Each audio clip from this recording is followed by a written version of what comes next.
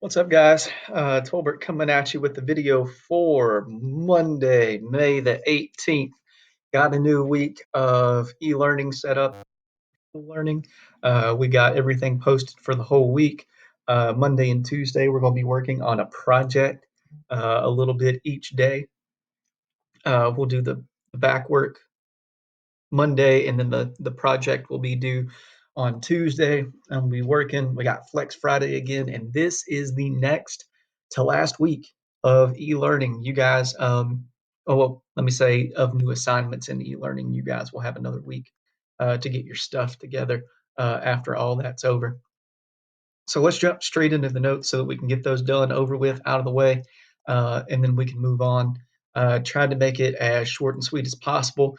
We're looking right today on the Cold War in the 1950s. That's the most important thing. So to kind of set the stage, this is right after World War II, and there's only two superpowers left. It's us and the Soviet Union. And so the Cold War is going to be the fear of communism, being completely scared of communism and what it was all about. Communism, ladies and gentlemen, is a type of government in which the government owns and controls everything. Individual people have little to no say in what goes on. And that really scared us in the United States because we were all about democracy. And so, literally, President Truman, the president at the end of World War II, his doctrine, every president has a doctrine or a law or something that basically is their legacy. And what he wanted to do is stop the spread of communism. He didn't want it to go anywhere else. And how are we going to do that? By giving money to countries. We were going to give, I love this political cartoon right behind where my head is. This political cartoon is awesome because it shows all the countries in Europe that were pretty devastated by World War II, and we are the wind behind it. And what are we blowing? We're blowing money. Basically, we're trying to give them money, and in exchange of us giving them money, they're promising us that they'll never become communist. And we were buying our friends at that point. And so, let's skip over that. We don't need that as much. The problem is here with the United States, we had communists here. There was a Communist Party of the United States. It was a political party. I Love Lucy got shut down, the TV show, for a year because Lucy went to a like a birthday party at somebody's house who was a member of the Communist Party of America.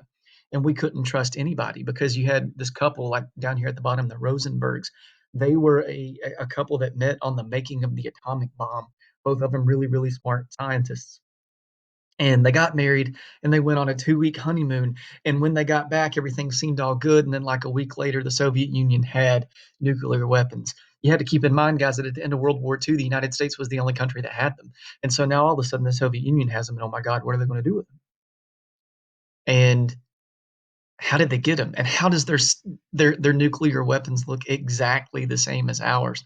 And we started doing some research, and what we found is the Rosenbergs, they on their honeymoon went over to Europe, and then they bought plane tickets, and somehow they ended up in Russia, and they were there for 2 weeks. And whenever they come home a week later, the Soviet Union has nuclear weapons. Why would an American do that? Because they got paid, and maybe because they didn't like democracy. Maybe they just wanted it for the money. There's a lot of coulda, shoulda, woulda, what ifs that we can say, but they gave the secrets, and they were executed as a couple. They were killed. Um, because they gave up secrets. That's high treason. And then you've got this guy right here, Joseph McCarthy. He went on a witch hunt trying to find communists. He wanted to know where they were in our country, and he wanted to sniff them out and find them. And so he questioned people. They would arrest people with very little probable cause, and they would question, "What do you know about the communist government? If you don't give us a name, you're going to jail." And that's where Lucy ended up getting her show postponed for a year. And McCarthy was a very fiery dude, and he had a way with words. And by that I mean he could convince you that anybody was a bad guy by using fear tactics. He scared the ever living crap out of people, and as he was scaring the ever living crap out of people, um, people started getting more and more suspicious of their neighbors. Are you an American? Are you a communist? What are you? And that led to a lot of people getting searched, a lot of people losing their jobs. And then this is a big, huge whoops, screw up.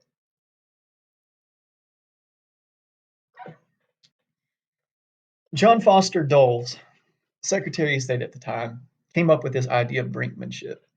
He wanted to make the Soviet Union look like they were bad guys.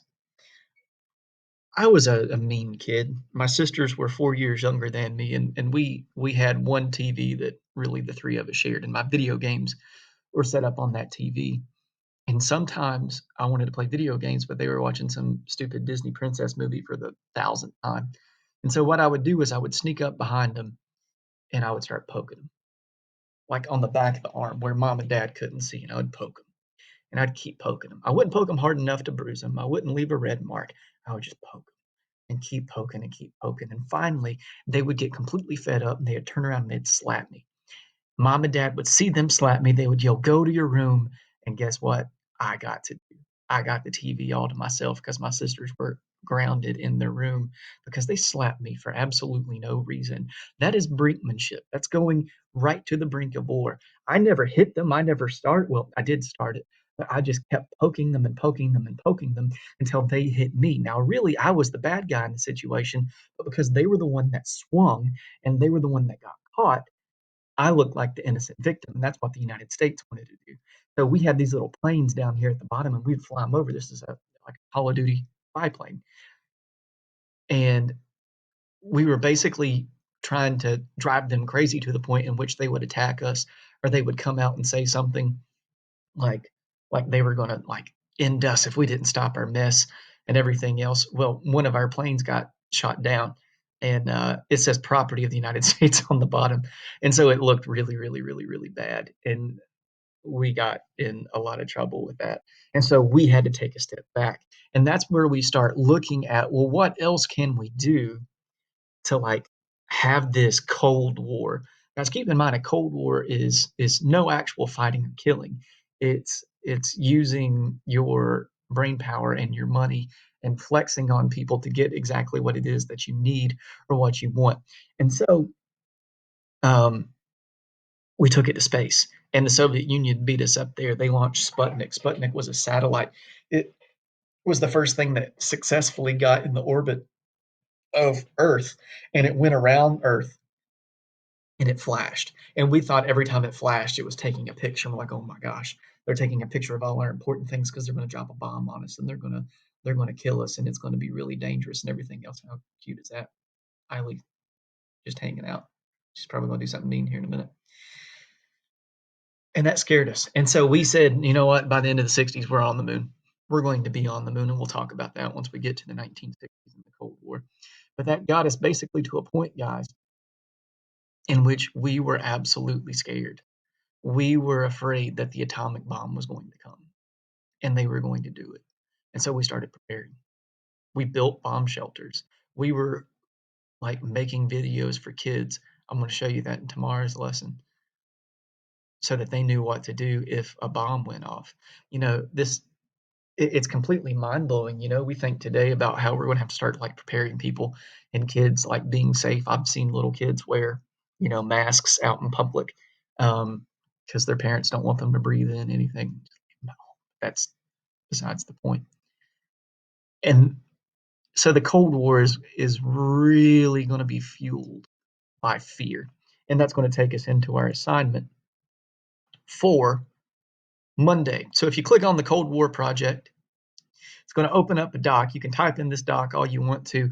You guys are going to do a project and you have a choice. You can do either one or number two. You can make an advertisement for a bomb shelter in the post World War II era.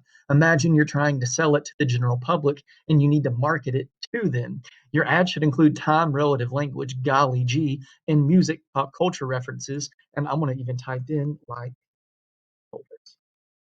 I want it to be very 1950s. And check it out. If you just come and you open a new tab and you do like slang from the 50s, you're going to get tons and tons and tons of hits. And if you click on these links, it tells you what each one of those terms mean. You could even do music artists of the 50s. And you can see tons and tons. Make references, make it very, very 1950s esque. There's tons of different music, and it's music that you've heard before. All right. Uh, or you could do it today, like North Korea is going to attack us. Right. So it's basically the same thing, but you're preparing for today. You can do this in one of three ways. You can create a billboard in Google Drawings, a Google Doc, or a slide presentation and send it. You can do an infomercial, but wait, there's more. And you can record that on a phone um, or your computer if you've got a webcam. Um, you can get that set up, or you can do a radio advertisement in which you just record your voice, and you can do that on the same. You can do that on your phone or on your computer, and you can send it to me. So, excuse me. What I need for Monday is for you to have your ideas outlined, and I need you to have it pretty much all the way planned out. And then Tuesday's assignment is going to be actually doing it and getting the radio ad, the infomercial, or the billboard turned in. So all I need to see from you on Monday is your planning for it. You can type it in this document and just make sure that you do file, make a copy, you name it your name, Cold War Project, and you turn it in where you're supposed to. I don't know why I'm yawning. Ugh. In Power School Learning. I have a meeting Monday morning at 10 about grades. Maybe I'll have some new information. Last time it was they were just really confused and we didn't really get that much further than where we were. But as soon as we get it, I'll send it to you guys. Uh, as always, if you have any questions, hit me up with an email, hit me up and remind, and I will see you bums on Tuesday. Bye.